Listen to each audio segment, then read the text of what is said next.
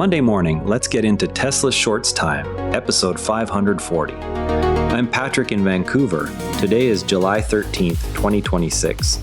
A new week and plenty happening with Tesla. Tesla's Fremont factory teardown signals the shift from legacy vehicles to Optimus production scale. Tesla has started dismantling Model S and X lines at Fremont to install robot production cells. The move reallocates existing factory space rather than adding new capacity. Ashok Eluswamy noted Optimus now carries the quality bar set by those legacy lines. This change marks a physical shift in factory priorities from passenger vehicles to robotics. Further updates are expected as the first robot production lines become visible. The next visible milestone will be the first production cells operating in the converted area. With factory space now committed to robots, the next hardware bottleneck is the inference chips that will run them. Factory space is finite, and every square meter devoted to one product line is unavailable for another. Tesla's decision to dismantle Model S and X assembly at Fremont therefore represents an explicit reallocation of capital equipment and floor area toward Optimus rather than an incremental expansion. The move compresses the timeline for robot production only if the freed capacity can be repurposed faster than building new facilities elsewhere. The economic logic rests on utilization rates, where legacy vehicle lines that were already running below optimal volume now carry higher fixed costs per unit. Converting that space avoids the larger outlay of greenfield construction, while the robot program is still proving demand. If Optimus volumes ramp more slowly than projected, however, the company will have surrendered proven passenger vehicle capacity without an immediate replacement revenue stream. This choice also affects supply chain sequencing, with parts and tooling previously flowing to Model S and X production now available for redirection or retirement. The net margin impact will depend on how quickly Optimus unit economics reach the point where robot gross profit exceeds the foregone vehicle contribution. Samsung Foundry has finished setup work for volume production of Tesla's AI5 chip. The Taylor, Texas plant is scheduled to start operations later this year.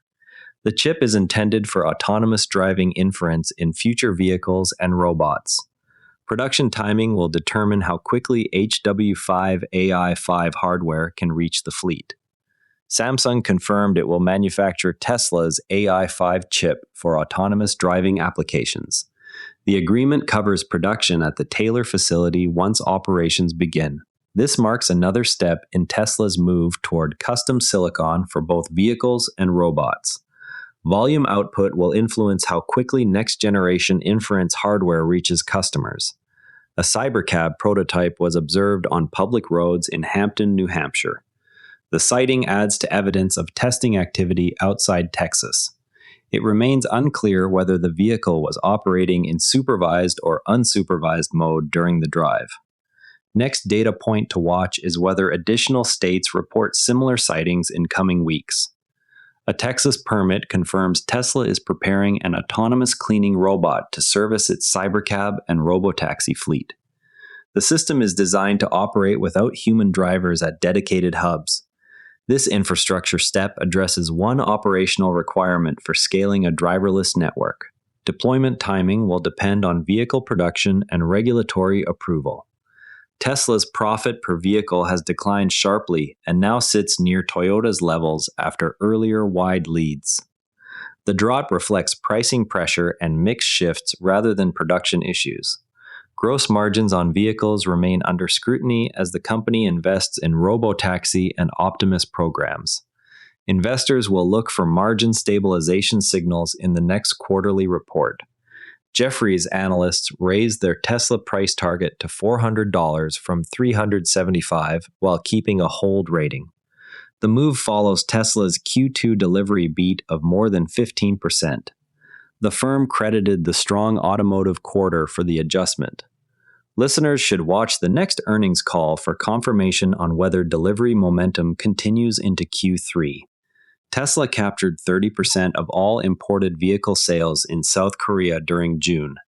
The result came as the country's total imported vehicle sales rose 37% to 38,059 units. Tesla has now exceeded 200,000 cumulative units sold in the market over 10 years. The milestone highlights sustained demand even as local competitors prepare responses. Tesla and Hyundai jointly criticized a proposed state EV tax that would effectively have electric owners subsidizing hybrid purchases. The companies called the structure perverse because it reverses the intended incentive direction. Both firms argued the policy would slow EV adoption without clear environmental benefit. Regulators in the affected state have not yet responded to the joint statement. FSD supervised, detected, and avoided a deer despite direct sunlight glare. The system processed the obstacle in real time without driver intervention. This incident demonstrates continued improvement in edge case handling under challenging visibility. Observers will track whether similar performance holds in upcoming software releases. Thieves in Nevada removed 11 Tesla battery trailers over several weeks, removing equipment valued in the millions. The incidents targeted high-value energy storage assets rather than vehicles. Local authorities have not released details on suspects or recovery efforts. The scale of the thefts raises questions about physical security at storage sites. An Australian owner detailed daily use of a Model Y as a family hauler, noting range, charging habits, and interior space. The review highlighted how the vehicle handles school runs and weekend trips without major compromises. Real-world efficiency figures matched Tesla's claims under mixed conditions. The account adds to the growing set of long-term owner data from right-hand drive markets. An owner reported 2,500 miles in the base Cybertruck AWD and concluded the truck remains competitively priced at $70,000. The review focused on build quality, utility features, and daily drivability rather than performance claims. No major issues were noted in the initial period. Continued owner reports will show whether early impressions hold at higher mileage. A customer reported that Tesla recalled one Powerwall unit, drained both batteries over several months, and ultimately offered to replace the pair. The sequence left the homeowner without full backup capacity during the outage period. Tesla has not commented publicly on whether this reflects a broader service policy. Affected owners will monitor whether similar cases surface in other regions. Ben Shapiro publicly asked Tesla to develop an 8-seat SUV or minivan to serve larger families. Elon Musk replied that the company is doing its best on the request. The exchange highlights ongoing customer demand for more seating options beyond current Model Y and X configurations. No timeline or confirmation of development has been provided. Investor Ross Gerber stated he prefers his Cybertruck to his Rivian for daily use, yet remains critical of FSD performance. The comments separate hardware preference from software capability in one owner's experience. Gerber's view reflects a split assessment common among some early Cybertruck buyers. Future FSD updates will determine whether the software gap narrows for this group.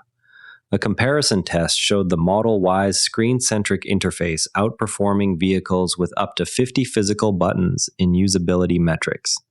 Testers noted faster menu navigation once drivers adapted to the layout. The result challenges assumptions that physical controls are inherently superior for all tasks. Future interior designs from other makers may incorporate similar screen density. Before we go, keep an eye on whether the next earnings call confirms delivery momentum into the third quarter. That covers it for today's Tesla developments. TSLA closed at $407.76, up $1.21, 0.3%. Share this episode with a fellow Tesla enthusiast if you found it useful, and subscribe so you don't miss tomorrow's episode.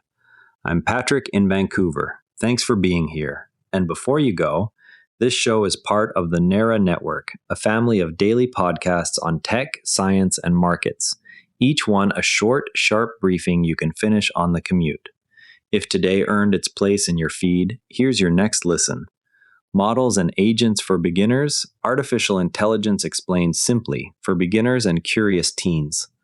Find every show free at narranetwork.com. Want the written briefing with source links? Each show keeps a summaries page on narranetwork.com. Scannable, dated, and free. This episode used AI voice synthesis of my voice. Editorial selection and analysis are my own.